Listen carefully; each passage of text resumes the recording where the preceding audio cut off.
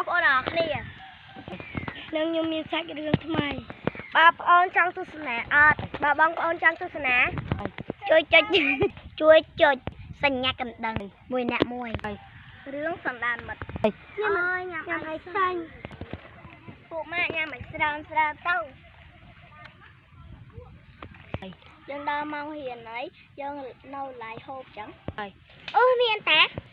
ប៉ិតមានហើយតើរៀនចោយកចផៅតែរៀនហ្នឹង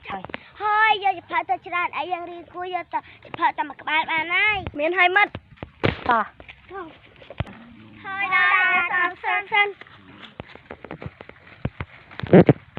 អូយយើងឃើញ3នាក់យើងឆៃដល់ហើយថ្ងៃណាមួយហើយដល់មកចេញផ្ទះហើយមិត្តភក្តិតោះហើយហូតតែញ៉ាំសិនចាំទៀតចាំទៅផ្ទះអីខ្ញុំតាតែថ្ងៃក្មួយខ្ញុំតែអានំនេះនឹងអានេះញ៉ាំឲ្យខ្ញុំអុយមិនពួកណាយើងឆាញ់ដល់ហើយចាំមើលពួកឯងហូបអីហើយអីគេស្មីយើងនឹងទៅដើរទៅបុកនឹងឯងអូចុកពូម៉ែមិត្តភក្តិយើងសុំទៅបោះជើងផ្លែតយើងជឿនតើណាត់ជើងដូចជាធាងអត់សូវទុកចិត្តអីពួកម៉ាក់យើងអរគុណហើយទៅប៉ោមទៅញ៉ាំ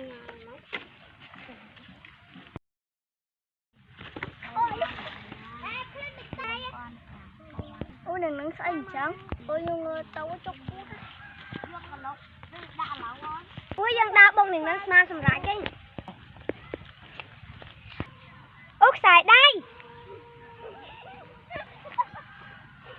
អូខ្ញុំមានអារម្មណ៍ថាខ្ញុំបាត់អីខ្ញុំបាត់ខ្សែដៃ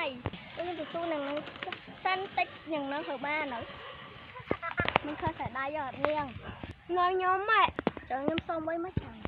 ណាខ្ញុំឲ្យវិញ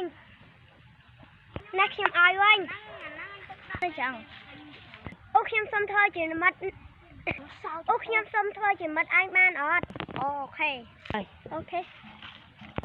យេបានសម្រេចហើយយើងនឹងធ្វើបាក់ក្រុមនឹងឯងឲ្យណាហើយនឹងឯងត្រៀមខ្លួនចុះ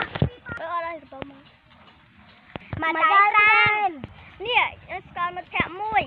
ចាំស្អែកចាំយើងឲ្យនឹងឯងមើលអូណាកែយើងចង់ឃើញមកដល់អូតោះទៅមើលឡៅហ្នឹងមកហើយអូខេចឹងអូមិនខ្ញុំចង់ហើយមានរឿងថ្មីទៀតហើយអូមកកន្លែងខ្ញុំធ្វើអ្វីអូហ្នឹងមិនមែនមកថ្មីហ្នឹងហើយថោះហើយអូខ្ញុំសូវចិត្តតែមកកន្លងដូវខ្ញុំមិនសូវចិត្តដែរអូពួកអញទៅអីចឹងណាអូចាមានចៃអី